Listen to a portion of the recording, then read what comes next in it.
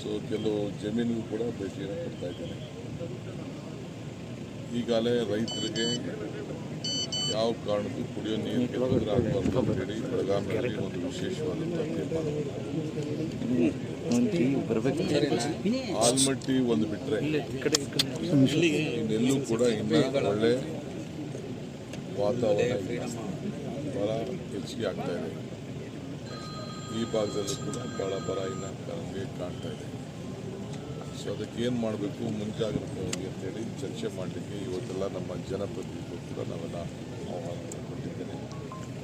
ಅಧಿಕಾರಿಗಳು ಕೂಡ ಎಲ್ಲ ಅಧಿಕಾರಿಗಳು ಕೂಡ ಮಾಹಿತಿಗಳನ್ನು ಚರ್ಚೆ ಮಾಡಿಬಿಟ್ಟು ನಿಮ್ಮ ಹತ್ರ ಏನು ವಿಚಾರ ತಿಳಿಸ್ಬೇಕು ಅಂತೇಳಿ ತಿಳಿಸ್ತೇನೆ.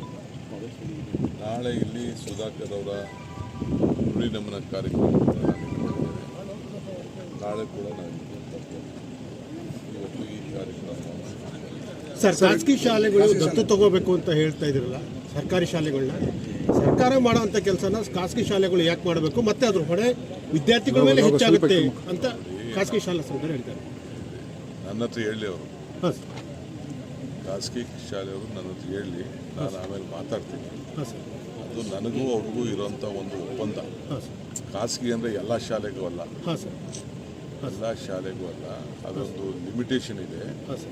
ಕೆಲವು ಒಳ್ಳೊಳ್ಳೆ ಶಾಲೆಗಳು ಹಳ್ಳಿ ಗ್ರಾಮೀಣ ಪ್ರದೇಶದ ಶಾಲೆಗಳಿಗೆ ಅವ್ರ ಮಟ್ಟಕ್ಕೆ ತೆಗೆದುಕೊಂಡು ಹೋಗ್ಬೇಕು. ಸಪೋಸ್ ಯಾವುದೋ ಒಂದು ಬೆಂಗಳೂರಲ್ಲಿ ಶಾಲೆ ಇದೆ, ದೊಡ್ಡ ದೊಡ್ಡ ಶಾಲೆ, ಅನುಕೂಲವಾದ ಶಾಲೆ, ಒಳ್ಳೊಳ್ಳೆ ಫೀಸ್ ತಗೋತಾ ಇದ್ದಾರೆ. ಅಂಥ ಶಾಲೆಗಳು ಗ್ರಾಮೀಣ ಪ್ರದೇಶದ ಮಕ್ಕಳಿಗೆ ಅವ್ರ ಸ್ಟ್ಯಾಂಡರ್ಡ್ಗೆ ಈ ಒಂದು ಯಾವುದೋ ಒಂದು ಸ್ಕೂಲಲ್ಲಿ 4-5 ಟೀಚರ್ಸು ಬಾಕಿ ಇರ್ತಾರೆ. ಸೊ ಅಂಥವ್ರಿಗೆ 4-5 ಟೀಚರ್ಸ್ಗೆ ಅವರು ಶಾಲೆಯಿಂದ ಕಳಿಸಿ ಅವ್ರು ಪ್ರಯೋಗ ಮಾಡಿ ಸರ್ಕಾರ ಶಾಲೆಗಳಿಗೆ ತೆಗೆದುಕೊಳ್ಳೋದು. ಸೊ ಅನೇಕ ದೊಡ್ಡ ದೊಡ್ಡ ಬಿಸ್ನೆಸ್ ಮೆನ್ ಇದ್ದಾರೆ. ಒಂದು CSR ಪಾಲಿಸಿ ಮಾಡಿದ್ದೀವಿ.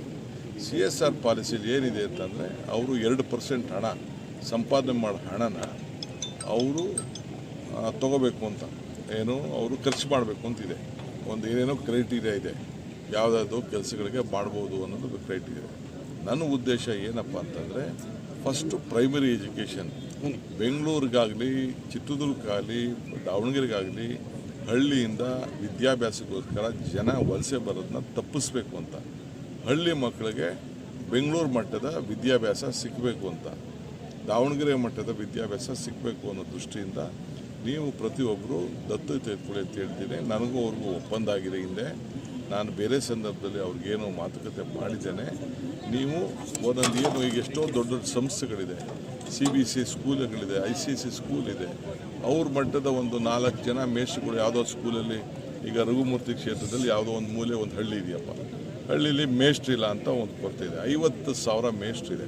ಸರ್ಕಾರ 1,40,000 ರೂಪಾಯಿ ಒಂದು ಮಗುಗೆ ಖರ್ಚು ಮಾಡ್ತಾಯಿದೆ.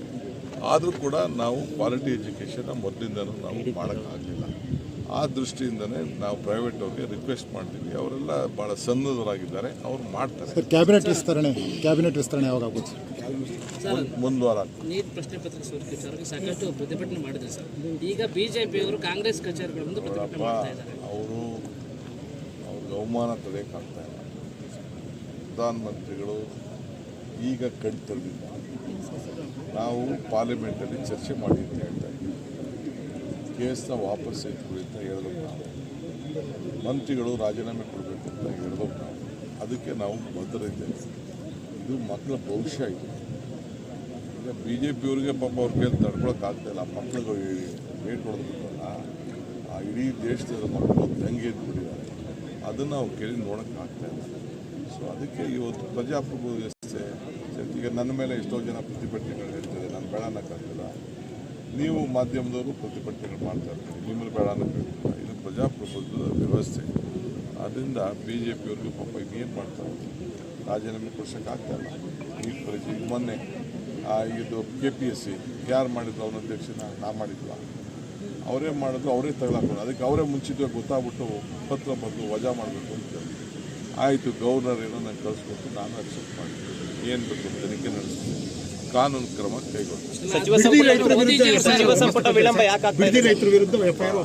ಎಲ್ಲ ನಮ್ಮ ರೈತರೇ, ನಾನು ಈಗಾಗಲೇ ಹೇಳಿದ್ದೇನೆ, ಯಾರ ಮೇಲೂ ಒತ್ತಡ ಇಲ್ಲ, ಯಾರಿಗೂ ತೊಂದರೆ ಕೊಡುವಂಥ ಪ್ರಶ್ನೆ ಇಲ್ಲ. ಎಲ್ಲ ನಮ್ಮ ಜನ, ನಾವು ಅವ್ರು ಬಿಟ್ಟು ಹೋಗೋಕ್ಕಾಗಲ್ಲ, ಅವ್ರು ನಮ್ಗೆ ಬಿಟ್ಟು ಬದುಕೋಕ್ಕಾಗಲ್ಲ. ನಾವೆಲ್ಲ ಒಟ್ಟಿಗೆ ಬದುಕಬೇಕು. ಆ ತೀರ್ಮಾನ ನಾನು ಮಾಡ್ತೀನಿ. ಜಿಲ್ಲೆ